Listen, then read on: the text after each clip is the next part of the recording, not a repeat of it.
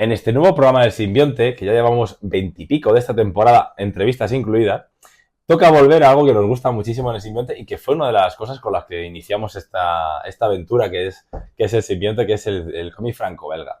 Una cosa que a Juan le chifla, pero que hoy va a jugar un poco en contra de su opinión. Os presento a Juan Rodríguez de Cómics para Todos, a un servidor, a Fran de Movimentarios. Entre los dos hacemos el Simbionte, este programa en el que hablamos de esa unión entre cómic y cine o series, el audiovisual en general, y vemos un poquitillo qué tenemos que leer, qué tenemos que ver para irnos a una fuente o a otra.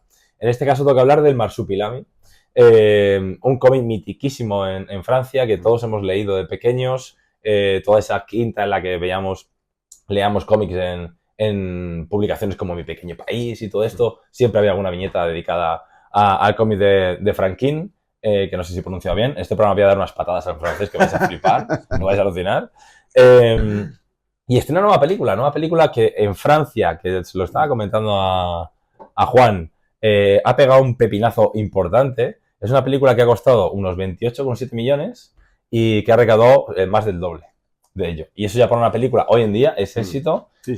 Aunque la regla de tres de las productoras es intentar sacar el triple de lo que han costado.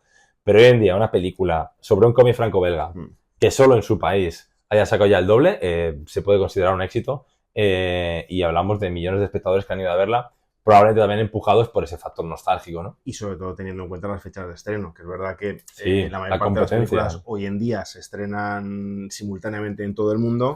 De hecho, por ejemplo, Master Universo es lo que le ha pasado al no estrenarse en mercados, pues ha contribuido un poco a esa sensación mayor de fracaso económico. Pero claro, es que estás estrenó en febrero. Sí. En el mercado francófono es febrero. Entonces, claro, ya estamos hablando de 6 meses de diferencia. Y en el cine actual es una auténtica barbaridad. Y a España, por no olvidarnos, llega ahora el 12 de agosto. Claro, pues lo digo, es que son 6 meses. Ya la hemos visto. Son 6 meses de diferencia. Eso es una auténtica barbaridad. A ver, tienes razón en lo que decías, pero es una sensación que no solamente es achacable a esta película.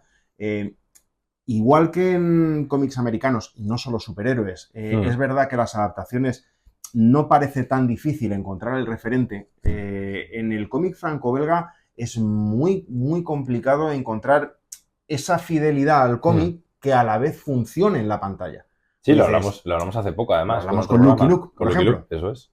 Y es perfecto, o sea, es paradigmático, o sea, pero le pasa a Asterix, le pasa a Tintín, le pasa a todos los personajes clásicos del cómic franco-belga.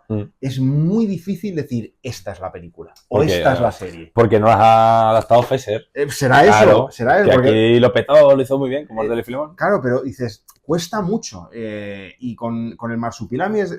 Primero, recordar un poquito que creado por voy a decir Franquin también, por no romper la unidad lingüística y porque tampoco domino mucho el francés. Es verdad que es una criatura que nace en las páginas de Spirou. Cierto. Spirou es, a día de hoy, lo más versátil que os podáis imaginar. Y, de hecho, una de las cosas más bonitas que tiene Spirou hoy en día, de hecho, desde hace ya algunos años, es una línea que es una historia de Spirou creada por. Y entonces lo que le dan es carta blanca a un autor para que reinterprete Spirou como le dé la real gana. Entonces, demuestra un poco la versatilidad que tienen estos personajes sin perder la esencia, pero contando una historia completamente diferente. Entonces, Marsupilami nace pues como una historia más, de una gamberrada más de Spirou y Fantasio, pues que se lo encuentra en uno de sus viajes de aventura y ya está. Y el personaje pues caló, porque hay que reconocerlo, pues es una criatura súper graciosa, muy distinta, con su cola kilométrica que le permite hacer todo tipo de monerías y que encaja muy bien en diferentes tonos, además, ¿no? Y que además es perfecto para abrir un mercado mucho más infantil incluso que el de Spirou. O sea, es el bicho adorable, pues al final a los niños les encanta. Sí, ¿no? De hecho en la película los soniditos que hacen son de Gremlins, son de Gizmo. Y el motor es ese, o sea, al final el motor es la conexión emocional que tiene con el niño. Es el motor de la película, ¿no? Porque este tipo de películas al final caen en ese doble problema, entre comillas, ¿no? El primero es el tratar de ser tan excesivamente fiel al cómic que no te crees la película, y el hecho de seguir un modelo totalmente preestablecido, que ya a día de hoy pues casi está suena artificial, ¿no? Sí. Es mi gran problema que tiene, que yo no conecto con el corazón de la película. Con la comedia, si te gusta este tono de comedia física, de golpes, de mamporros, de carreras, de persecuciones, pues al final es una película de hora y media destinada a un público infantil que en ese sentido funciona bastante bien. O sea, eso no se puede negar. Pero es verdad que se me antoja un poco escaso sobre todo pensando en eso, en que es una adaptación de un cómic que no terminas de ver y en que, igual que pasaba en la película de la que parte, porque esto es secuela, que ahora lo comentaremos, el marsupilami tarda más de media hora en aparecer. Sí, eso tal cual lo he puesto más cronometrado, ¿eh? Entonces, creo que son 32 minutos, que yo también me estaba fijando. Sí, 30 y pico, me 30 y parece, pico. dices, claro, si haces una película de 90 minutos y estás 30 sin hablar del marsupilami, ¿qué me estás contando? Claro, ese es uno de los problemas de la película. A mí me ha divertido mogollón. Cuando vi el tráiler dije, ostras, tengo que ir al cine a verla. Ojalá no pudiera dar pase de prensa y demás, pero pues, al cine ya está. Vi el tráiler y dije, uff, esto es divertido, esto es muy cachondo. Pero no es una película de marsupilami. De hecho, No. ves toda la primera media hora de la película, incluso parte de lo que ocurre después, y puede haber sido cualquier otro personaje y había funcionado igualmente. Y te podrías haber inventado una criatura por ahí, porque ni siquiera dice aquello que decíamos de Juba, no lo dice. Porque también es verdad que este es el hijo del marsupilami que hemos leído toda la vida. En la película que decías tú, de hecho, En busca de marsupilami se claro, llama. se marcan un Tarzán con Sí, esto. sí. La primera es meterte en lo indómito y demás sin encontrarte una criatura salvaje. Entiéndase, Tarzán es un humano, pero está salvajado. Y luego la segunda es llevarte a la civilización y todo lo que el caos que ello conlleva. Perfecto, parece bien. Tarzán lleva a un infantil con otro personaje, otras características, pero al fin y al cabo la mecánica, el gancho es ese. Pero claro, ¿qué pasa? Que esto lo hace Philippe Lachaud o Lachea o como sea, ya os advertí, que es un director al cual le encanta hacer películas con sus amigos. Muy a lo, digamos, a la Santiago Segura. De hecho, tiene una tropa de comediantes que van con él, que tenía por ahí que apuntar el nombre porque no hay manera de aprendérmelo. Y no es difícil, la verdad. Luego lo busco por ahí.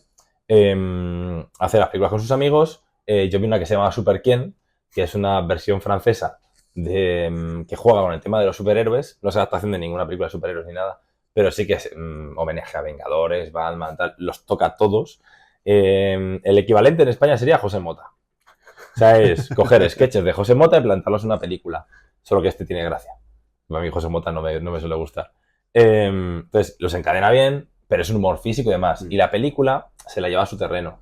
Y durante media hora, y la mayoría de gags que vemos después, están más pensados para ellos, no para la criatura. Entonces ahí es donde empiezas a decir, vale, esto no es una película de marsupilami, Claro. por mucho que vayan a Colombia, por mucho que aparezca la criatura con la colita y todo esto.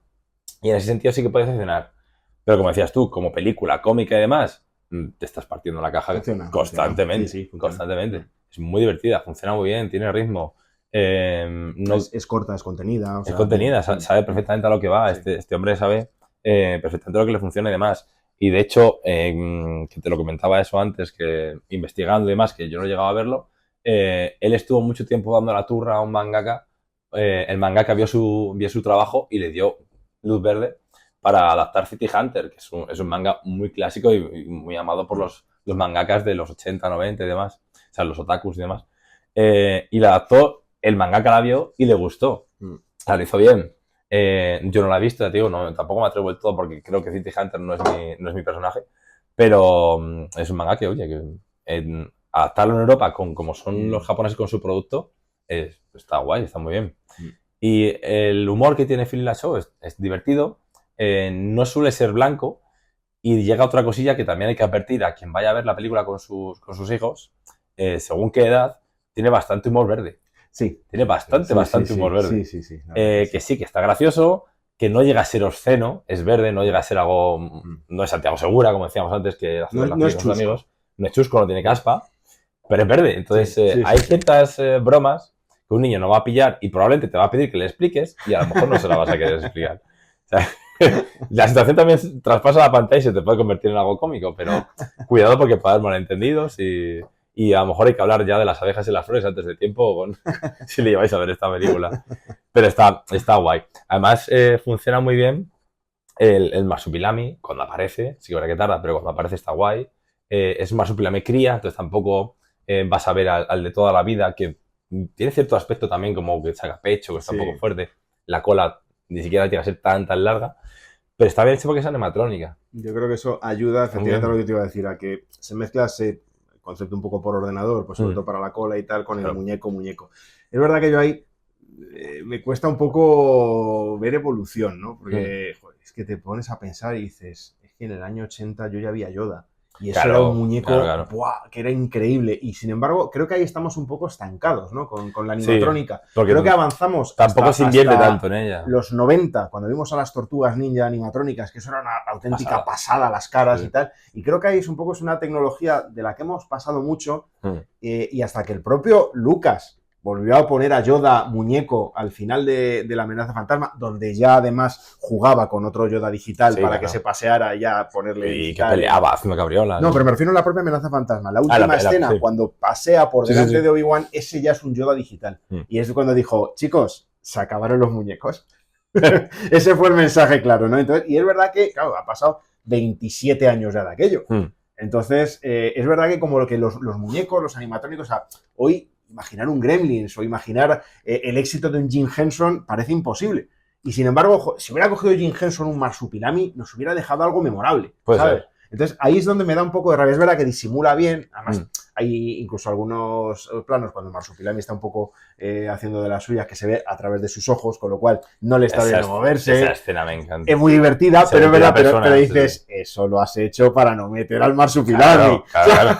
Te ahorras de rico. Claro, entonces... Hay una escena además de acción, de mucha acción, sí. que es en primera persona y sale la cola, evidentemente, y tal, pero se ven sus ojos. Sí. Y esa escena está muy guay. Está muy guay, pero dices, se te ve el plumero. Claro, ¿por qué lo has hecho? Pero ahí ves que hay un director o un productor detrás inteligente sí. y con talento para que funcione la escena y ahorrase o sea, en la película encaja bien, no te rompe el ritmo, ves el niño va a imaginar la acción tal y como está sucediendo, pero es verdad que no te la muestra y así pues ahorramos un poquito. Claro. Que además eso entronca con algo que le gusta mucho a este director, que ya he visto eso en lo que he visto de él anteriormente, que es homenajear películas. Pues, o sea, cuando vi esa escena dije, coño, esto es igual que cuando en Doom, en la última escena o casi última escena, de repente te metieron una escena en plan shooter, primera persona, como diciendo, venga, ahora te has traído una película de mierda y ya tienes una escena chulísima de 2-3 minutos con lo que querías ver realmente. Y me acordé de eso, me acordé de Doom. Y es que o sea, no digo que homenajeé a Doom en esa escena, ni mucho menos, pero a este director le encanta homenajear películas. Sí, hay unos cuantos. Hay unas cuantas referencias. Muchos No sé si... No lo voy a decir, porque que la descubra la gente, pero hay películas muy taquilleras, muy homenajeadas. Sí. Además le gusta mucho homenajear al cine palomitero, al cine hollywoodiense y demás, eso le encanta. Y si conseguís ver la película Super Quién, que mira, podéis buscar en qué plataforma está, pero aplicaciones como Just Watch y demás te lo dicen, hacen mucho eso, homenajea a películas y demás, y lo hace de una manera muy burlesca, como decía, es que es José Mota, es muy eso. El rodaje ha sido en Tailandia, que ahí también puede ser que el tema de coste se les ha disparado un poquitillo. Y hay una curiosidad con eso, y es que mientras rodaban, tuvieron que esquivar rodajes de otras películas o series. Entonces, iban por ahí moviéndose por donde podían. Tuvieron que esquivar el rodaje de Alien Planeta Tierra. Madre mía. Y de Jurassic World, la del Renacer. La de 2015, 2025, perdón. Entonces, eso fue difícil para ellos. No lo hicieron como Alex de la Iglesia, que cuando rodó en Venecia coincidió con Misión Imposible y aprovechó la iluminación y todo. Y digo, bueno, pues, perfecto, otro director que ha salido a ahorrarse dinero. Pero sí que ha sido para ellos difícil rodar y no coincidir con el ruido o la escenografía de otro rodaje. Y eso que Tailandia no es pequeño, pero oye, ahí han estado. Y luego ya, igual, en Grecia y Francia. No olvidemos que es una película europea, pues también rodan en tierras europeas y rescata a actores europeos. Claro. Jean Reno aparece, siempre está guay ver a Jean Reno, que tiene un papel, bueno, digamos que anecdótico casi. Y Debussy, se decía el otro que actúa, que es el que entronca la anterior entrega con esta, haciendo un personaje que además, ¿cómo era el nombre? ¿Te acuerdas del nombre? No me acuerdo. Te me he anotado. No me acuerdo. Pablito Camarón. Pablito Camarón, así se llama. Pero además en versión original, ¿eh? No es no. doblado, yo lo he visto. De hecho, los créditos van por ahí. Entonces... Sí, es verdad. Entonces, es una película súper europea en ese sentido. El humor es súper francés. Y me gusta, no sé, a mí me ha divertido mucho la película. Y ¿se la recomiendo a la gente? Sí. ¿Se la recomiendo a los lectores puristas de Marsupilami? Ni de lejos. No. De lejos. La nostalgia puede traicionar esta película. Pero es que dudo mucho que haya... O sea, que el público objetivo o el público realmente al que pueda acudir esta película sea el lector de Marsupilami. No, esto es una película... Porque tampoco es un cómic de masas actualmente, entonces no. No, pero vamos a pensar que esto es una película familiar Exacto, eso es. No es una película para fans del Marsupilami de Franklin, ni mucho menos para los fans de Spirou. Qué bacán. Pero bueno, el referente está ahí, tenemos que comentarlo, y es verdad que lo que te abre es el debate de siempre. O sea, que se puede hacer una buena película que no sea una buena adaptación. Sí, eso es, eso es. Y esto pues Funciona es una comedia bien. que funciona relativamente bien, pero no es una adaptación del cómic como lo podría esperar un lector. A ver, me imagino que habrá un tema de derechos, pero yo de haber sido el director, como esto transcurre, toda la mayoría de la acción transcurre en un crucero. Un botones por ahí parecido a Spirou, yo habría metido de fondo, ¿eh? Y de hecho me estuve fijando y tal. Yo A ver si sale por ahí, también, no. a mí es que esos guiños me parecen muy buenos. Habría sido bonito, pero claro, a lo mejor hay un tema de derechos ahí que ha dicho, Ahí no se sabe. no me la juego. Bueno, pues eso, 12 de agosto ya está estrenada en cines. Ha sido YouPlanet quien la ha traído a cines. Que además es una distribuidora que también apuesta mucho por ciencia ficción, adaptaciones, cine europeo y demás, apuestan bastante. Y me hace la pena que, oye, que os hagáis un poquitillo de la Odisea y de películas de 3 horas y tal, que está muy guay, evidentemente, y de Spiderman y todo esto, y le deis algún eurillo a una película de este estilo porque vais a salir muy, muy, muy, muy llenitos de endorfina y serotonina y todo esto. Chao. Hasta luego.